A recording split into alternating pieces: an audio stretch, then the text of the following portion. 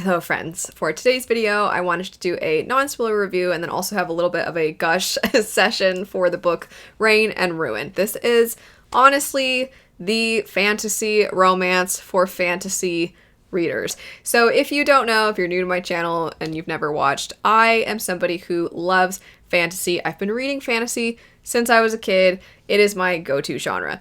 And I obviously have, over the years, talked a lot about fantasy here on this channel, and ever since fantasy romance has kind of emerged as its own genre in its own right, I honestly have been really excited. One, because I think it is a lot more accessible for a lot of readers that are either coming to fantasy having not really read it much before, and I think it's a great entry point. Fantasy romance tends to have certain tropes that are more oftentimes found in other genres, and thus it makes that transition a little bit easier. And if you are looking to get into fantasy romance is a great stepping stone. On top of all of that, just in general, for some people, fantasy romance is something that maybe they're not that interested in fantasy, but they love the idea of fantasy romance. And I'm just in general always on board with people getting into reading. I think that's so exciting and wonderful, and I'm glad that this subgenre, in becoming pretty much its own genre, has reached out to a lot of people and made a lot of people feel really seen. That said, I, as a fantasy reader, have certain things that I personally am looking for when I pick up a fantasy romance. I still want there to be phenomenal world building if the world contains magic, because some works are fantasy but then are more so rooted in their world building. They don't really necessarily have magic. That's a discussion for a different day as to whether or not you'd even consider that fantasy. But regardless, if there is, and usually there is, magic within the world, I want it to be really well thought through. It doesn't mean it has to be a hard magic system, but I just want to ensure that the magic, even if it's soft, that there is some kind of repercussions. How would this affect the world? How would this affect their culture? Is magic something that's revered? Is it something that is feared? How do people look at magic? How do they treat magic? How does the magic work? All those sorts of questions. I want it to feel like, even if not everything is revealed in the story, I want it to feel like the author certainly has a firm grasp and they're giving you bits and pieces either within certain entries over the course of the series, or just enough for you to understand, but maybe it's convoluted because the characters don't know. I just want it to feel like the author knows what they're doing with the magic and that it's there for a reason. And then on top of all of that, I don't want the relationship to take over the plot. Don't have these end of the world type of stakes, but then have these characters wondering about their relationship. It kind of takes you out of the story. You can't really be that invested. I would love something that is incredibly well realized, an amazing story, amazing characters, and a wonderful, beautiful love story in the middle of it all.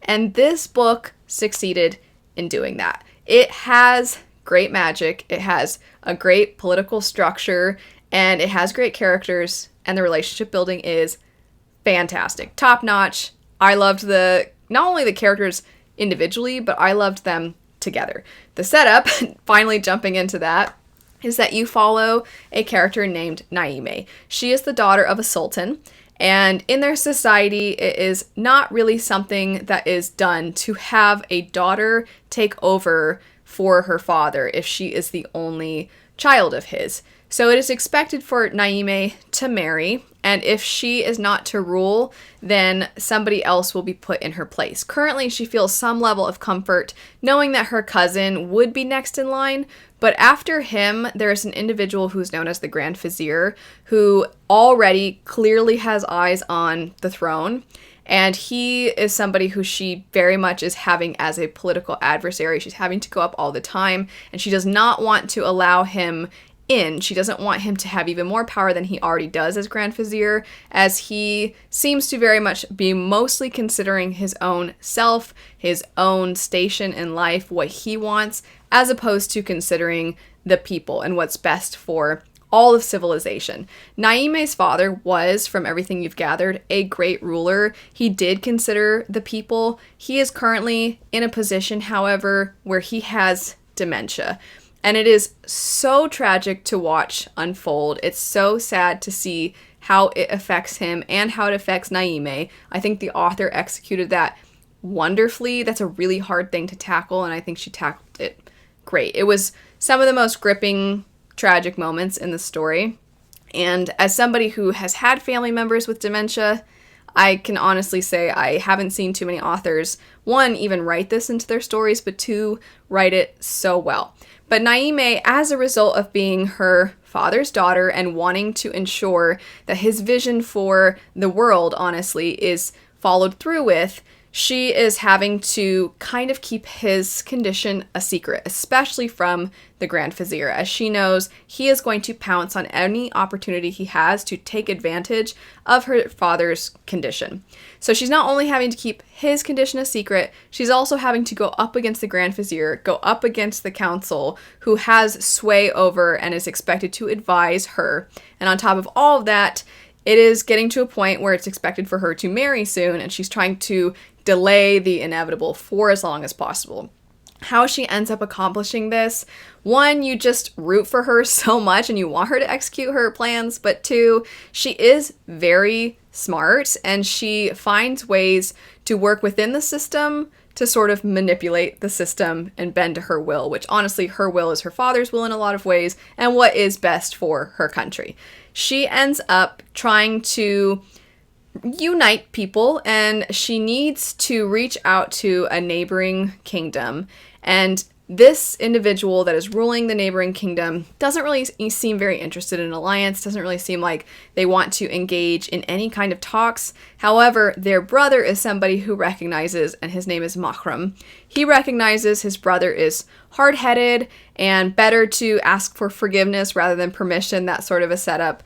And so the brother, Mahram, decides, I'm going to answer the call of this country. I'm going to go on my brother's behalf, and I'm going to see what they have to say. If we can negotiate for some kind of alliance, that would be what would be best in the long run, as there is this distant threat of this republic. So he goes in his brother's place to meet with Naime, and he doesn't really know the political atmosphere that he's walking into. She really doesn't know much about him. She's tried to learn more about his family and the magic and culture of their world, but they are not currently allies, so she only has some information. She's trying to make do with what she knows. He's trying to figure out who's who and what's what, and who seems to be enemies with who's backstabbing who, and he's trying to navigate this situation that he just somewhat blindly walked into. The political dynamics in this are wonderful. Both the characters felt believable within their circumstances. Both of them had very distinct personalities, and the way in which they work together for a common goal, the way they communicate, the way they talk to each other, it's all wonderful. It's all exceptional. I am so glad to see us finally get a political fantasy, first off, because I love political fantasy, but a political fantasy romance. And again, the romance takes place within everything else. It develops naturally. It's something that you are rooting for. You don't know how things are going to turn out. You're not sure the twists and turns that are going to come about, but you just know, like, gosh darn it, I want these two to be together because they're so cute. And I feel like they would work well together, but they have all these enemies and they have all their own personal problems and they're from different countries. And there's all these things that you're like, I want them to be together. Can they be together? I really want it to happen. And that's the best. That's what I feel like so many of us are looking for in our fantasy romance stories. And the political side of things is masterfully done. I think Naime is somebody who you often see put to the test. You are somewhat shown, I would say early on, by the way in which we're describing Naime. So I should say we're told from the beginning, like, she's smart. But then you're actually getting proof of it. You're shown it. Because that's a big thing, so many of us, the whole show don't tell. I understand that there's nuance within that, because sometimes just tell people. Sometimes it's just convenient and it helps move things along if you just give them the information they need so they can move forward. And there's some instances where it's almost impossible to show something. So again, there's nuance within that, and I actually avoid using that phrase because I think sometimes it can be overused and it can be like weaponized against the most minor of tell examples. But in this instance, we're not just told Naime is smart. We're shown time and time again. And also, it was wonderful to see a fantasy romance where, yes, the characters are physically attracted to each other, they also genuinely admire each other. It's not just about how attractive they are. It's not just about, oh yeah, the guy, he's the biggest person she's ever seen. And also he has such a dominant personality. And it's not like that. It's not like that. It feels like real human beings with real emotions and real attraction. And it was so refreshing. This is just the first entry in this series, and the general idea for this series, and I am looking forward to moving forward and seeing what happens, is that you do build from the events of this first book, but the main characters for each entry are slightly changing, as Naime isn't just trying to build an alliance with this one place, and this is where the series name comes into play. She is trying to unite the mages of the wheel. This is this, at this point, almost mythical concept where you have these different houses of magical powers, is how I'm going to sort of describe it. And she is hoping to unite all these different groups, and there is a certain individual within each of them at any one given time that is one of the most powerful of those kinds of magic users. This is where we lead into the magic system, and I'll get more into how this ties into the rest of the series in a second, but taking a little venture over to the magic is somewhat elemental based, not just elemental based, there's other parts of it as well, but I've not seen the elements utilized quite like this before, and there's some world building details and even things that have to do with her father and some of his conditions that are related to the magic. Not entirely, but there's certain things I don't want to get too into because it's interesting world building reveals. But as an example, she has a lot of power over air. And this is especially cool to see how she uses this within the context of the political aspects. So she can say something kind of almost under her breath, and then she can kind of carry that sound to whoever it is she's trying to talk to, as so long as they're within a certain distance. And for example, she has somebody that works pretty much directly beneath her, and she often will send things to that person, kind of whisper in their ear so that that person can be on the lookout or go do something or fetch something for her. So she's kind of constantly assessing the situation and then adjusting in time to what's happening. And that was so cool to see. She obviously has other powers associated with air as well. And there are other, like I said, there are other things that aren't just elemental based. And I don't want to reveal too much of that either, because that discovery was really exciting. But it's more than just, look at, I created this whirlwind. There's really cool, innovative things that the author does with what is a pretty standard magical concept that we've seen in fantasy a lot. Getting back to how this ties into the greater series, each time that you go to a new book, you are looking for a new member of what will hopefully be the mages of this wheel. And I am so excited to see, one, that we're going to continue to kind of reference and see the characters from the first book, but that you're going to also have new characters introduced, and you're not just going to have the political things that you saw in the first book, but you're going to explore other personalities, other types of magic, and that's one of the things I'm the most excited about, because I already really enjoyed how she did the magic in the first book, but excited to see how she does the magic with the other elements, and then also excited to see the other love stories, because the first book did that so well, and I can't wait, because I feel a little bit like we've been waiting so long for, that book that fulfills what so many of us fantasy readers want out of fantasy romance. And since it's so hard for us currently to come by that, the idea that this one series is going to give us so many different entries, it's so exciting. One last small thing I want to highlight. I mentioned a second ago that our main character has somebody that works essentially directly beneath her. Their friendship is great. It's delightful to see. There's also kind of subtle snarkery, I guess I'll call it. Like, they're snarky sometimes about other people, and sometimes it's just a look, but they know what the other is thinking. Sometimes they tease each other. I loved their dynamic, but it's not just the two of them. Markram, the other character, he has somebody who accompanies him often, going to certain places that's a little bit more critical and straightforward with what he's thinking and his opinions on things, and Markram has to have some level of decorum.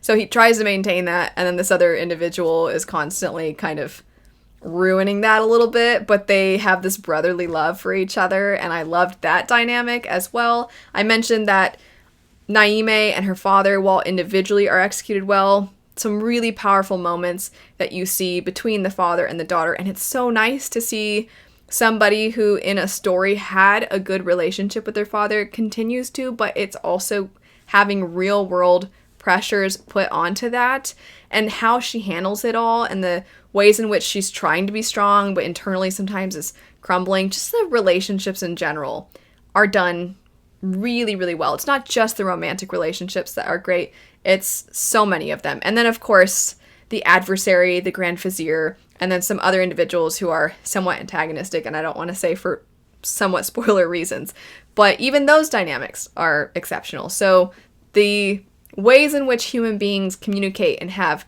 multifaceted feelings towards different things, different people, is great. It's great. This book was great. It was wonderful. If you're interested in checking it out, I will have it linked in the description bar down below. And before I wrap up this video, I just want to say a special thanks to my friend, Shoshana. She has her own channel. If you've never checked out Shoshana's channel, I'll have that link. Definitely check it out, as she is the one that has been hyping this series up to me, to pretty much anybody that will listen, for years at this point. So if you are looking to hear more about the series in general, or if you are looking to find other stories that aren't necessarily always the most popular ones, Shoshana's channel is going to provide a lot of that. So I'll have that linked. Like I said, definitely check her out, and a big thanks to her. She's my friend, so just in general, I'm like, thanks to her for being my friend, but also thanks to her for this recommendation. Anyway, I hope you have a great rest of your day. I hope if you check this story out that you greatly enjoy it,